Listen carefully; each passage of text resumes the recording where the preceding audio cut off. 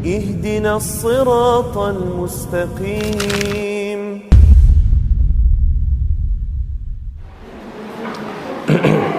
Bismillahirrahmanirrahim. Assalamualaikum warahmatullahi wabarakatuh. Alhamdulillahi rabbil alamin. Wa bihi nasta'inu ala umuri dunya waddin. Asyhadu an la ilaha illallah wahdahu la syarika lah. Wa asyhadu anna Muhammadan abduhu wa rasuluh. Sallallahu alaihi wa ala alihi wa sahbihi wa man tabi'ahum bi ihsanin ila yaumiddin wa sallama tasliman katsira, amma ba'd.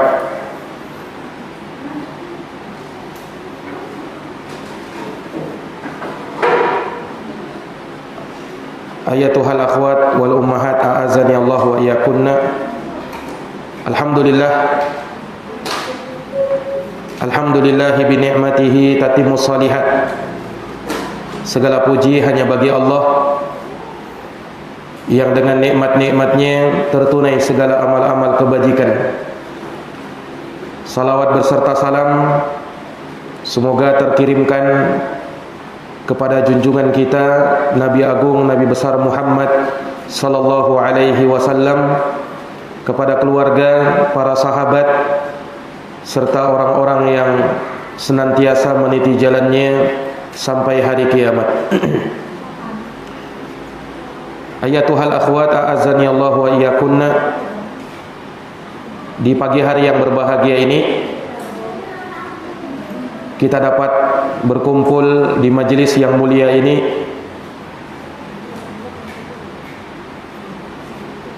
dalam rangka bertafakuh di dalam agamanya dan melanjutkan pembahasan dari kitab Sifatul Mar'ati Salihah, sifat wanita-wanita salihah, karya Ummu Abdillah bintu Syekh Muqbil bin Hadi Al-Wadi'i hafidhahallahu ta'ala, di mana pembahasan kita masih dalam at-tamassuku bis sunnah, berpegang teguh dengan sunnah bagi wanita muslimah.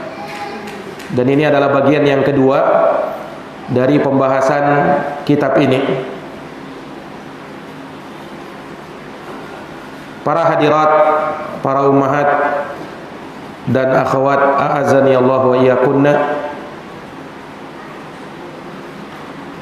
Berpegang teguh dengan sunnah artinya berpegang teguh dengan syariatul Islam secara utuh, dari semua perkara di dalam agama, baik dalam urusan akidah, ibadah, muamalah, akhlak dan adab, dan lain sebagainya. Itulah makna berpegang teguh dengan sunnah. Sehingga dengan makna inilah kita katakan bahwa berpegang teguh dengan sunnah hukumnya wajib, karena maknanya berpegang teguh dengan ajaran Islam secara utuh merupakan perkara yang wajib. Dan ini tidak terkecuali para wanita. Seorang wanita muslimah salihah tidak akan menjadi wanita salihah sampai dia berpegang teguh dengan agamanya, berpegang teguh dengan sunnah Rasulullah sallallahu alaihi wasallam. Dan itu adalah jalan petunjuk.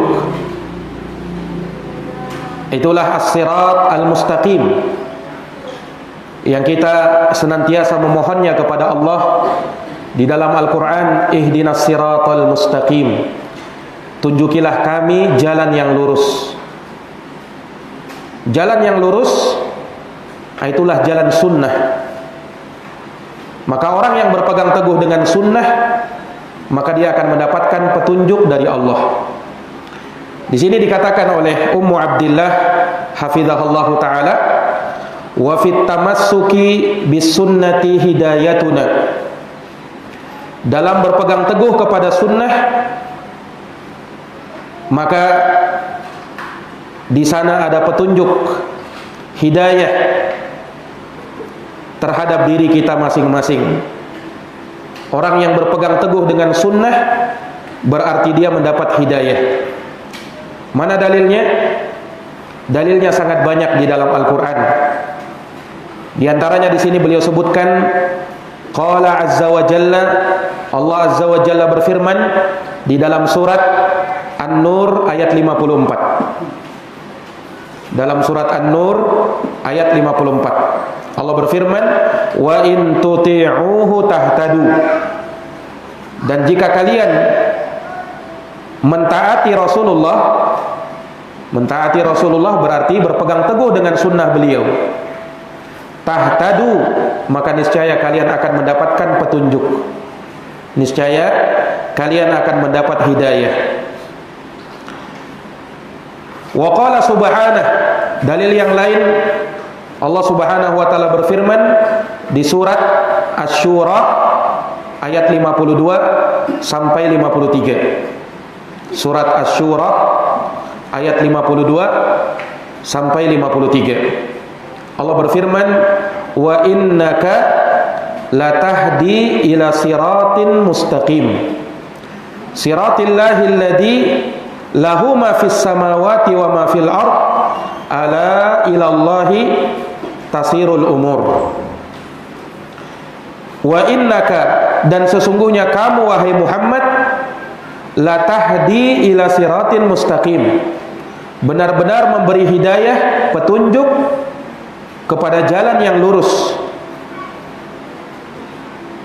Siratillahi alladzi lahu ma fis samawati wa ma fil ard, yaitu jalannya Allah yang miliknya lah segala yang ada di langit dan segala yang ada di bumi. Ala ilallahi tasirul umur, ketahuilah segala urusan akan kembali kepada Allah. Perhatikan ayat yang mulia ini, di mana Rasul sallallahu alaihi wasallam dikatakan oleh Allah sebagai pemberi hidayah. Maksudnya Rasulullah yang membimbing manusia kepada jalan yang lurus. Bukan artinya hidayah itu juga di tangan Rasulullah. Hidayatul ilham ada pada Rasulullah, tidak. Karena hidayah itu hakikatnya, hidayah ilham itu hanya kepunyaan Allah. Hanya Allah yang memilikinya. Tidak ada yang mampu memberi hidayah kecuali Allah. Rasulullah pun tidak mampu memberi hidayah. Tetapi disebutkan di dalam ayat ini bahwa engkau akan memberi hidayah, maksudnya akan memberi bimbingan, akan memberi arahan, akan menunjuki orang. Namun di antara yang diberi bimbingan, diberi arahan, diberikan petunjuk, ada yang mau menerima, ada yang tidak. Itu tergantung hidayah, taufik dari Allah Subhanahu wa taala. Wa innaka latahdi ila siratin mustaqim, engkau akan memberi hidayah kepada jalan yang lurus, menunjukkan bahwa jalan sunnah adalah jalan yang lurus, tidak ada kebengkokan di dalamnya. Iya, sebaliknya jalan bid'ah yang bertentangan dengan sunnah, maka itulah jalan yang bengkok, jalan yang menyimpang ke kanan dan ke kiri, tidak lurus jalannya. Nah, maka Allah Subhanahu wa taala terangkan bahwa jalannya Allah, jalan yang lurus itulah jalannya Allah yang maha menguasai, yang maha memiliki semua yang ada di langit dan semua yang ada di bumi, dan segala urusan akan kembali kepada Allah Subhanahu wa ta'ala. Seseorang yang berpegang teguh kepada sunnah, maka dia akan mendapatkan ganjaran, keutamaan, pahala di sisi Allah di hari kiamat nanti. Sementara orang yang berpaling dari sunnah Rasulullah, maka dia akan mendapatkan akibat yang buruk di hari kiamat nanti. dan Allah akan memberikan balasan dengan seadil-adilnya. Ini dalil yang kedua. Kemudian dalil yang ketiga yang menunjukkan bahwa berpegang teguh dengan sunnah adalah hidayah, yaitu firman Allah di surat Al-A'raf ayat 158. Surat Al-A'raf ayat 158. Wa qala subhanahu, Allah Subhanahu wa taala berfirman, wattabi'uhu la'allakum tahtadun. Dan ikutilah jalannya Rasulullah, niscaya pasti kalian akan mendapatkan petunjuk dan hidayah. Perhatikan di dalam ayat yang mulia ini bahwa jaminan hidayah Allah itu bagi siapa yang mengikuti jalannya Rasulullah, bagi siapa yang berpegang teguh dengan sunnah Rasulullah. Artinya orang yang tidak berpegang teguh kepada sunnah Rasulullah, maka dia akan tersesat. Dan itu sudah sebuah kemestian. Berpaling dari sunnah berarti lebih memilih kesesatan. Menghadap kepada sunnah berarti memilih jalan petunjuk. Nah, maka seseorang dengan berpegang teguh kepada sunnah Nabi SAW, dia akan selamat dari kesesatan. Iya, jalannya tidak akan menyimpang ke kanan dan ke kiri. Jalannya akan lurus dan senantiasa terbimbing di atas hidayah Allah Subhanahu wa ta'ala. Iya. Dan sangat indah hidup seseorang manakala dia berpegang teguh dengan sunnah. Karena segala urusannya apapun itu akan terselesaikan dengan baik kapan dia kembali kepada sunnah Rasulullah. Tetapi kalau seseorang tidak mau kembali kepada sunnah Rasulullah, maka urusan apapun, bahkan sekecil apapun, akan sulit terselesaikan. Asalkan orang mau jujur, bukan sekedar pengakuan di lisan. Orang mungkin banyak mengaku saya memegang sunnah, saya mengikuti jalan sunnah secara lisan, tetapi secara praktek dan pengamalan ternyata jauh dari sunnah Rasulullah. Andaikan berada di atas jalan Rasulullah, pasti akan mendapatkan petunjuk dan akan mendapatkan solusi dalam setiap masalah yang dia hadapi, apapun itu. Baik masalah kepada orang lain, atau masalah dalam keluarga sendiri, masalah hubungan dengan pasangannya, hubungan bertetangga, hubungan berkeluarga, hubungan dengan sahabat-sahabatnya, teman-temannya, akan baik selama mereka berpegang teguh dengan sunnah dan jujur di dalamnya, bukan sekedar pengakuan. Karena yang diinginkan di sini bukan pengakuan. Kalau kada sekedar pengakuan, semua orang bisa, semua orang lancar, semua orang sepakat mengucapkan saya berpegang kepada sunnah, saya mengikuti jalan sunnah, saya ikut sunnah. Tapi apakah benar secara pengamalan? Ini yang harus kita perhatikan. Iya.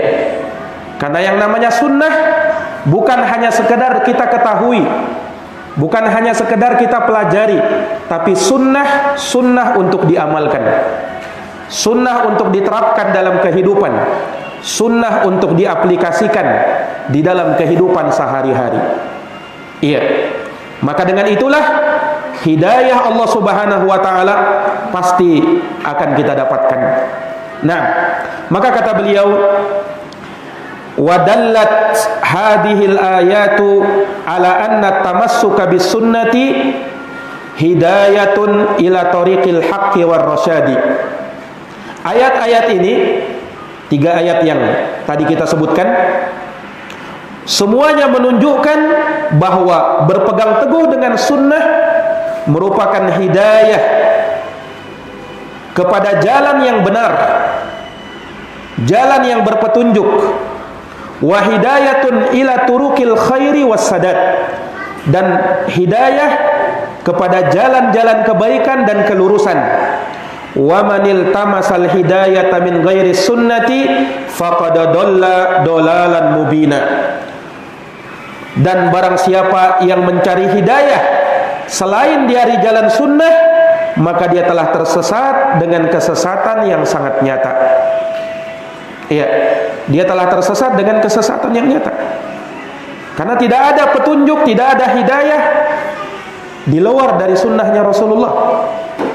Taraktu fikum amroini ma in tamassaktum bihima lan tadillu abadan, kitaballahi wa sunnati. Aku tinggalkan dua perkara. Kalau kalian pegang dua perkara ini, kalian tidak akan sesat selama-lamanya, yaitu kitabullah, Al-Quran, dan sunnahku. Ini jaminan. Orang yang berpegang teguh dengan sunnah dijamin dia tidak akan tersesat. Ya, apapun yang terjadi di dunia ini, baik di dunia nyata maupun di dunia maya, semuanya ya akan dia hadapi, akan dia lihat, dan tidak akan mudah terombang-ambing dengan adanya fitnah. Tidak mudah dia terbawa dengan gelombang fitnah yang terjadi di dunia maya. Nah, karena sekarang betapa banyak fitnah-fitnah di dunia maya. Kalau kita tidak menjaga diri kita, maka kita yang akan terjerumus. Kita pun ikut latah, ya, menyuarakan sesuatu yang kita tidak punya ilmu terhadapnya. Apalagi kalau sudah berkaitan dan berhubungan dengan masalah pemerintah misalnya. Mulailah sebagian orang ikut-ikut mencela pemerintah kita dikarenakan ini dan itu. Ini di luar dari manhaj ahli sunnah, ya, bukan dari ahli sunnah. Kemudian kita mencela penguasa. Nah, ini tidak sepantasnya. Nah, jangan ikut apa ini. Bukan dari jalan sunnah yang seperti itu. Kalau jalan sunnah, kita doakan penguasa kita, doakan presiden kita akan berubah dan bagi sang rakyat, bagi para rakyat. Tetapi apabila rakyat sudah mulai mencela penguasanya, maka itu kehinaan bagi rakyat-rakyat itu sendiri. Maka ini dari perkara yang harusnya kita perhatikan. Berpegang teguh kepada sunnah, sekali lagi, bukan hanya sekedar ucapan di lisan, tetapi harus dalam bentuk pengamalan. Sikap-sikap juga harus bijaksana. Jangan berucap sesuatu yang kita tidak tahu ilmunya. Kalau tidak tahu ilmunya, diam. Kemudian apa? Serahkan dan tanyakan kepada orang yang lebih berilmu. Nah, itulah dari manhaj ahli sunnah wal jamaah, orang yang berpegang teguh kepada sunnah Nabi sallallahu alaihi wasallam. Dan ingat, yang berpaling dari jalan sunnah, maka dia akan tersesat dengan kesesatan yang jauh, wal iyadu billah.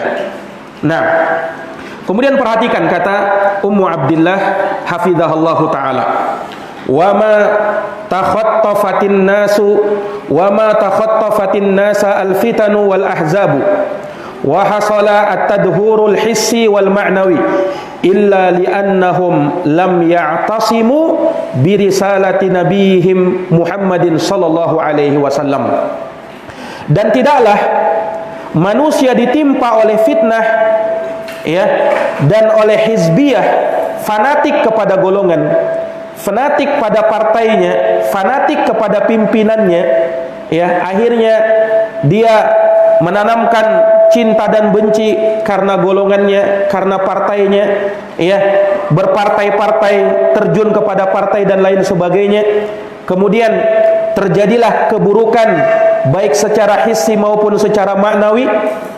Tidaklah semua itu terjadi melainkan karena mereka tidak berpegang teguh dengan risalah Nabi mereka Muhammad sallallahu alaihi wasallam. Andaikan mereka berpegang teguh kepada sunnah, maka niscaya tidak akan ada fitnah-fitnah yang melanda mereka.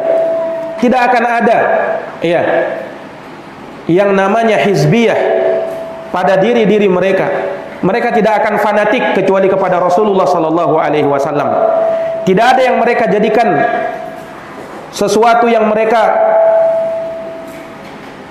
berpegang teguh secara mutlak kecuali hanya Rasulullah sallallahu alaihi wasallam saja dan sunnah Rasulullah sallallahu alaihi wasallam saja. Dan segala perkara yang terjadi akan bisa teratasi dengan baik asalkan mereka mau berpegang teguh dengan sunnah. Kemudian asalkan orang-orang yang tidak tahu diam dan tidak berkomentar. Nah, negara kita ini menjadi rusak apabila orang-orang bodoh, orang-orang jahil juga ikut berbicara padahal tidak punya ilmu. Nah, ini yang banyak merusak agama dan negara kita. Orang-orang yang tidak pantas untuk berbicara kemudian disuruh berbicara. Orang-orang yang tidak pantas untuk berkomentar ikut-ikutan berkomentar. Kemudian komentarnya dibaca, tersebar luas. Nauzubillah, orang yang seperti ini terkadang tidak takut ya, tatkala dia mengucapkan sesuatu dengan lisan maupun tulisannya tersebar ternyata itu dusta, maka dia menanggung dosanya dan dosa orang-orang yang tersesat akibat ucapan atau tulisannya tersebut.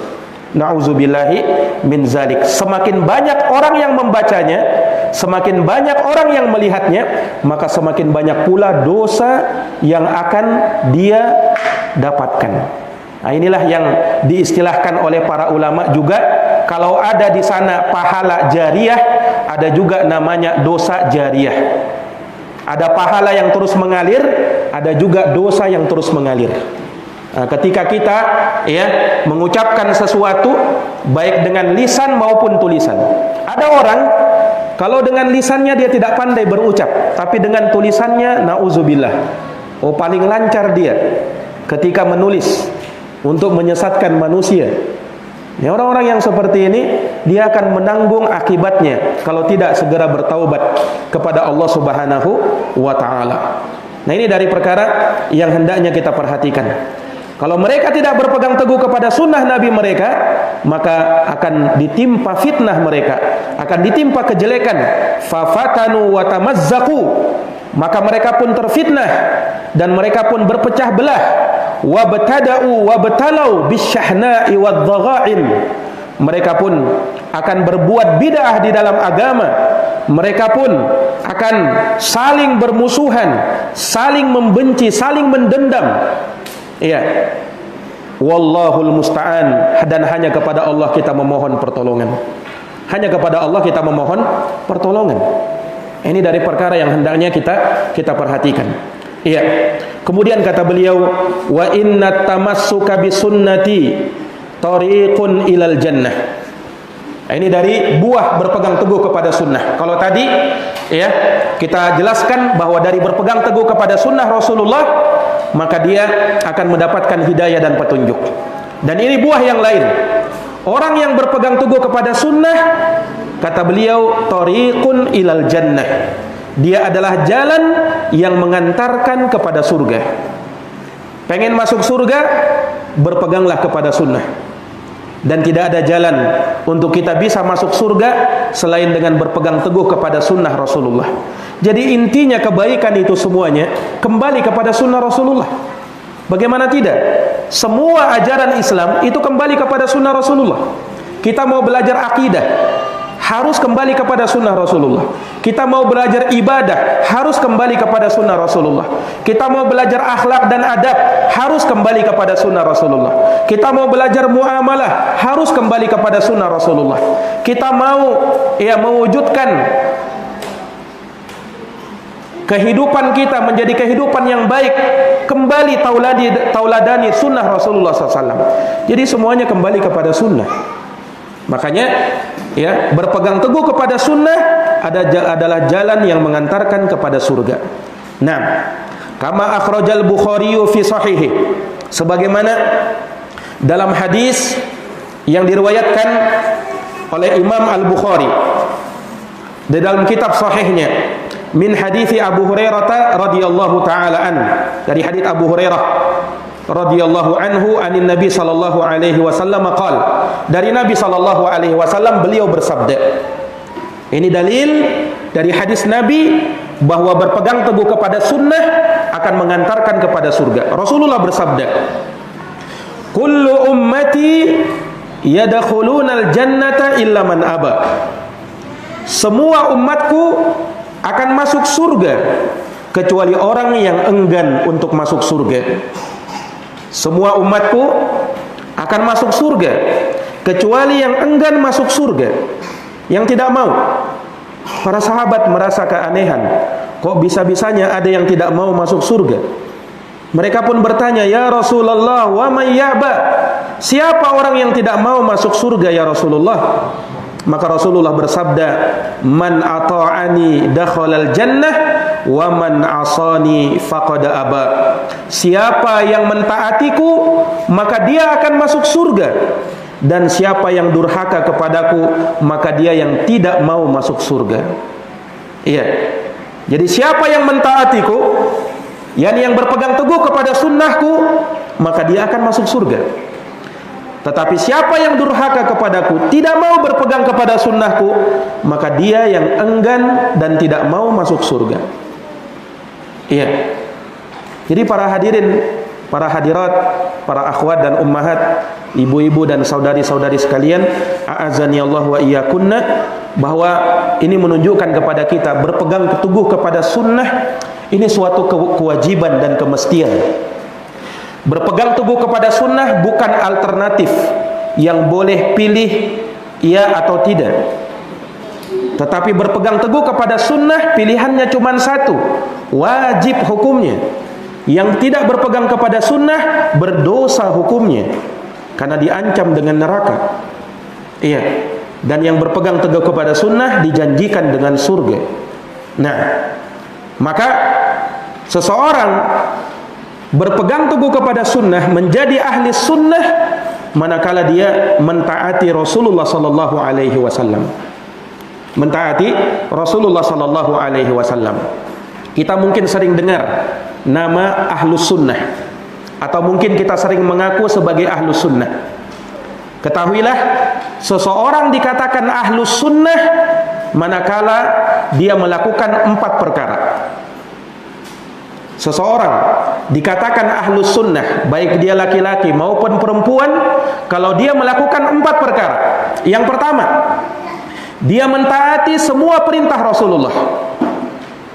Mentaati semua perintah Rasulullah.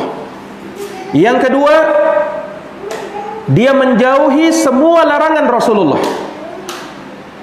Dia menjauhi semua larangan Rasulullah. Yang ketiga, dia membenarkan semua sunnah Rasulullah yang sahih.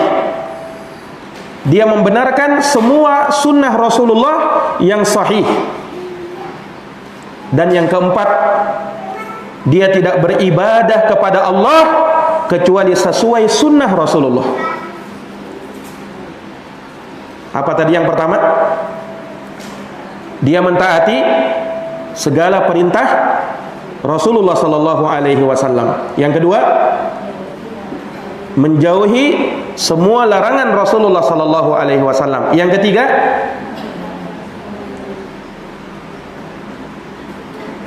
apa yang ketiga tadi ya?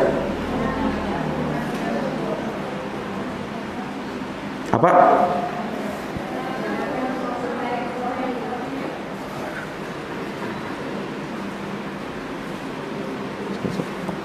Baik. Yang pertama, dia mentaati segala yang diperintahkan oleh Rasulullah.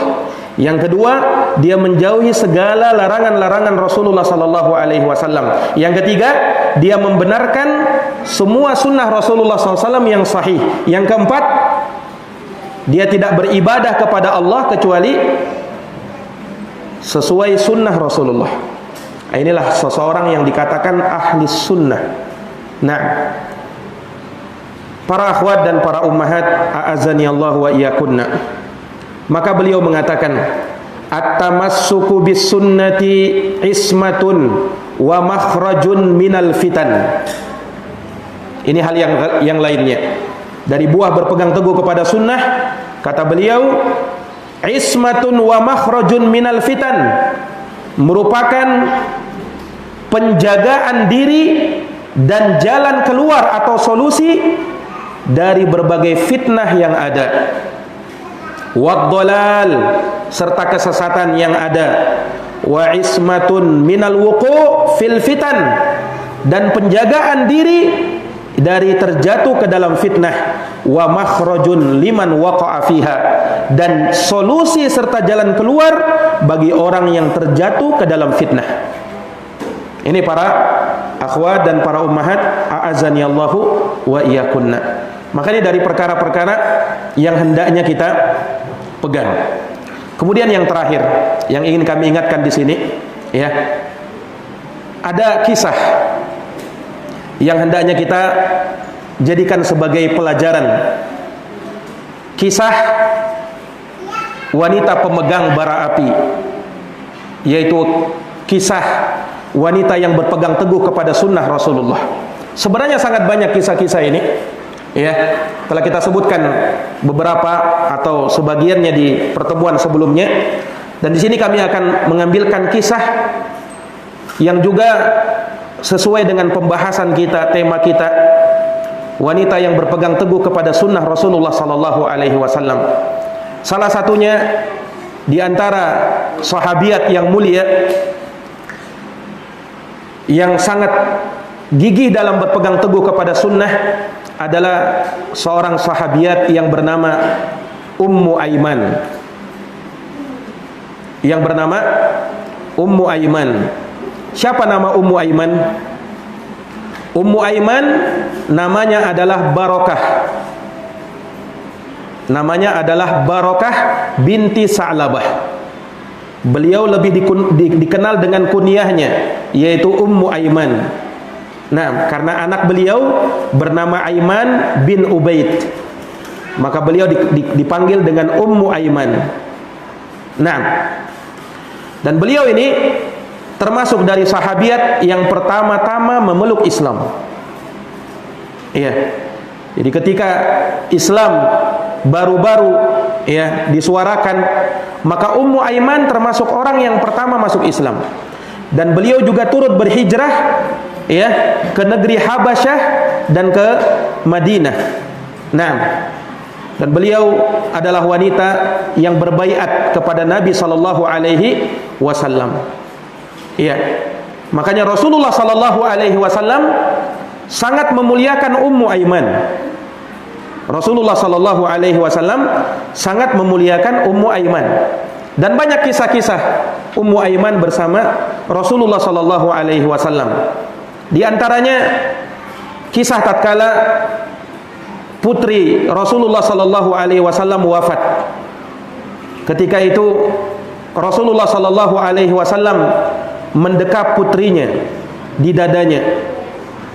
Kemudian beliau letakkan tangannya pada putrinya, dan di saat itulah putri Rasulullah sallallahu alaihi wasallam meninggal dunia. Rasulullah menangis dan dilihat oleh Ummu Aiman. Ummu Aiman pun menangis. Rasulullah bertanya, "Wahai Ummu Aiman, kenapa Anda menangis?" Ummu Aiman menjawab, "Ya Rasulullah, mengapa aku tidak menangis sementara engkau menangis?" Maka Rasulullah SAW menjawab, "Sesungguhnya aku menangis, wahai Ummu Aiman, ini adalah tangisan kasih sayangku kepada putriku. Putriku meninggal dan aku pun menangis karenanya." Ummu Aiman menangis karena melihat kesedihan Rasulullah sallallahu alaihi wasallam. Beliau ditinggal oleh putrinya, seorang anak yang sangat beliau cintai. Nah, dan ketika itu Ummu Aiman berada di dekat Rasulullah sallallahu alaihi wasallam. Iya. Disebutkan bahwa Ummu Aiman ini radhiyallahu taala anha itu dimuliakan oleh Nabi sallallahu alaihi wasallam sampai-sampai ketika ada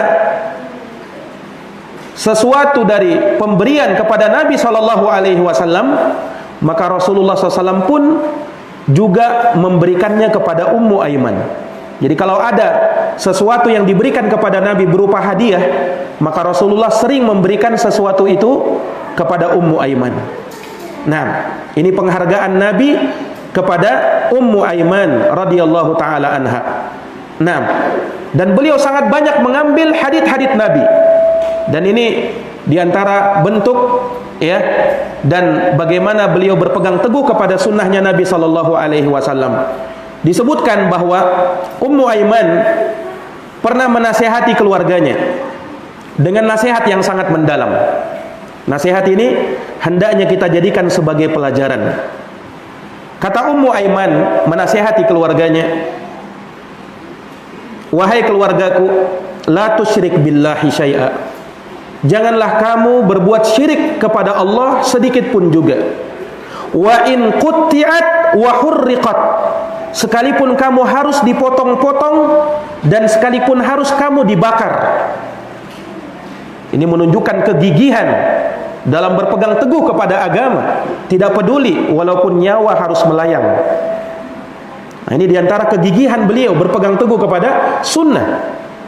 Jangan kau berbuat syirik, sekalipun kau harus dimutilasi dan sekalipun kamu harus dibakar. Ini nasihat pertama beliau.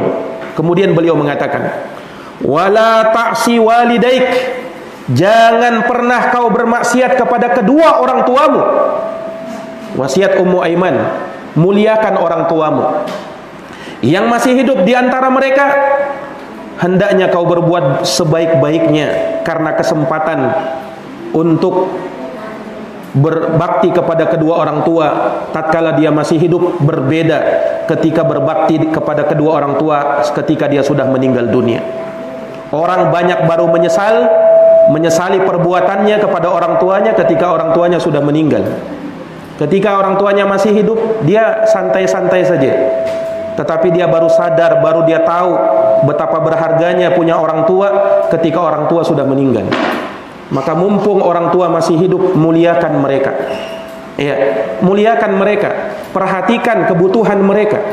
Nah, ini dari bakti seorang anak kepada orang tua. Kemudian kata Ummu Aiman, wa in amaraka an tukhalli min ahlik wa dunyak fatakhalli. Kalau keduanya memerintahkan kamu untuk melepaskan keluargamu atau duniamu, maka lakukanlah sebagai ketaatanmu kepada kedua orang tuamu. Wala tashrabanna khamran. Kemudian nasihat beliau yang berikutnya, jangan pernah kalian minum khamar, fa innaha miftahu kulli syarrin, karena itu adalah kunci semua kejelekan. Wala tatrukanna salatan muta'ammidan, jangan pernah kau tinggalkan salat dengan sengaja. Faman fa'ala dzalik faqad bari'at minhu dhimmatu rasulih, siapa yang melakukan hal tersebut maka sungguh ia telah melepaskan diri dari perlindungan Rasulullah sallallahu alaihi wasallam. Nah, kemudian di antara nasihat beliau yang lainnya, Ummu Aiman pernah berkata, "Ma ra'aitu Rasulullah sallallahu alaihi wasallam syaka saghiran wala kabira, ju'an wala atasha, kana ya'du fayashrab min ma'i zamzam fa arada alaihi al-ghadha fayaqul la uridu ana syaba'." Pernah Ummu Aiman berkata, ini nasihat ya, agar seseorang di dalam hidup ini bersikap qanaah dan tidak menuntut sesuatu yang lebih dari perkara keduniaan yang akan membuat dia berat hisabnya nanti di akhirat. Kata Ummu Aiman, aku tidak pernah melihat Rasulullah sallallahu alaihi wasallam mengeluh. Aku tak pernah melihat Rasulullah SAW mengeluh saghiran wala kabira, baik ketika beliau mendapatkan sesuatu yang sedikit ataukah yang banyak. Ju'an wala atasha, beliau tidak pernah mengeluh saat beliau sedang kelaparan ataukah saat beliau sedang kenyang. Tidak pernah aku melihat beliau mengeluh saat beliau kehausan. Naam, kana yaqdu fayashrabu min ma'i zamzam, beliau melewati pagi harinya dengan meminum air zam-zam saja.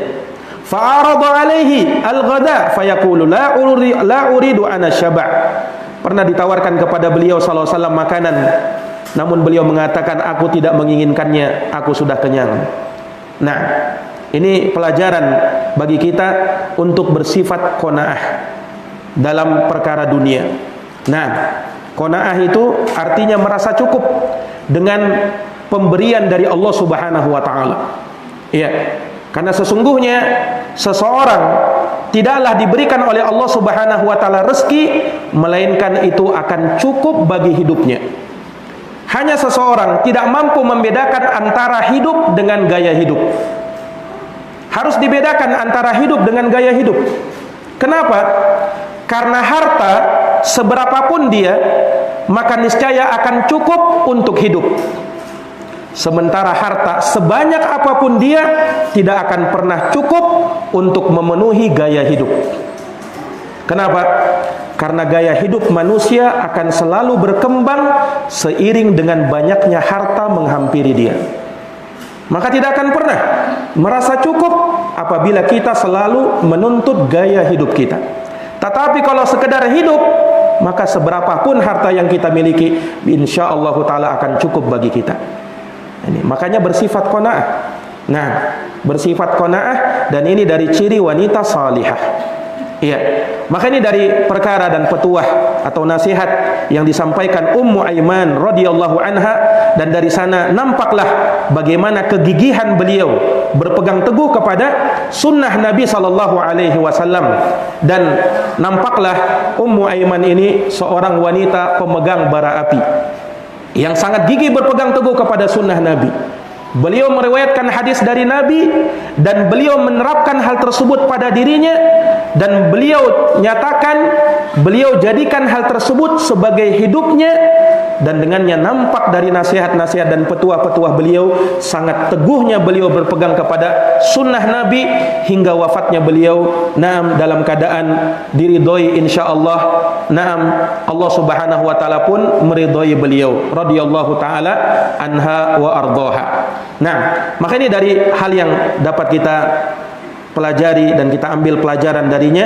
Naam, dari buah berpegang teguh kepada sunnah Nabi sallallahu alaihi wasallam, ya, maka seseorang itu akan mendapatkan hidayah, dimudahkan jalannya menuju surga, dan orang yang berpegang teguh kepada sunnah, dia akan dijaga dari fitnah kesesatan, dia akan terjaga dan akan mempunyai jalan keluar dan solusi, bahkan walaupun ketika dia terjerumus ke dalam fitnah dan kesesatan itu.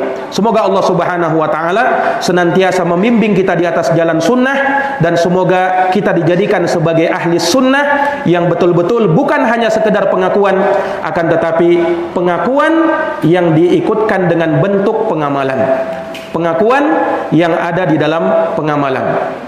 Nah,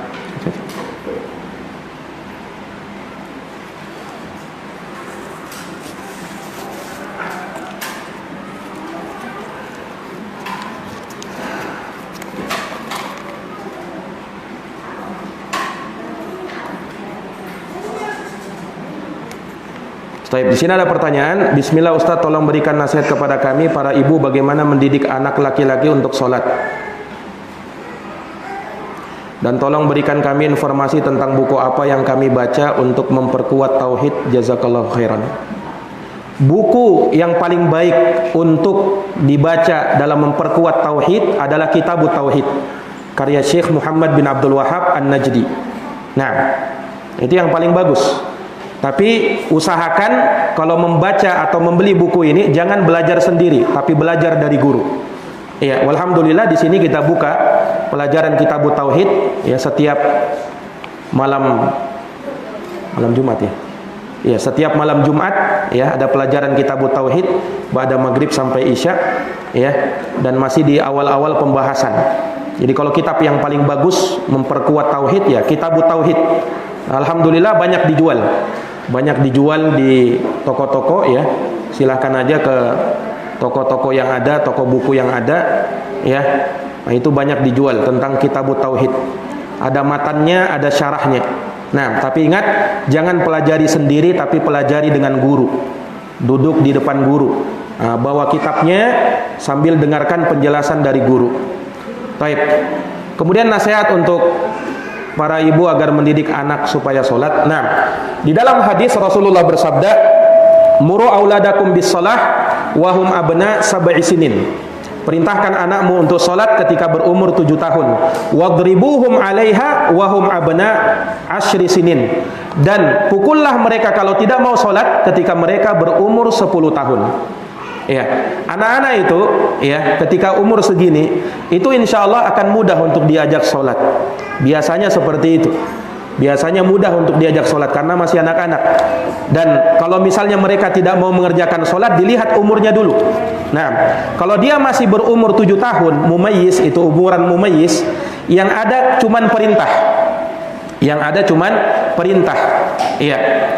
Boleh kita marahi, nah, tetapi jangan memukul.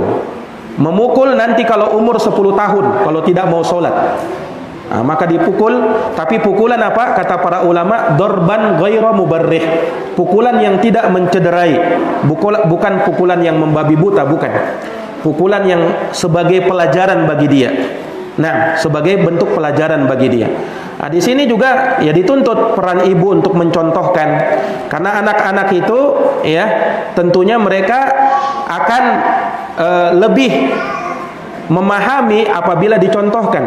Makanya ketika ibunya sholat, maka tidak masalah ya dia suruh anaknya sholat di sampingnya, naam, dia sebagai imamnya, kemudian anaknya mengikutinya. Iya, nah, itu tidak masalah. Walaupun mungkin sang anak masih bermain-main dalam sholatnya, itu dimaklumi saja. Itu dimaklumi karena memang masih usia anak-anak.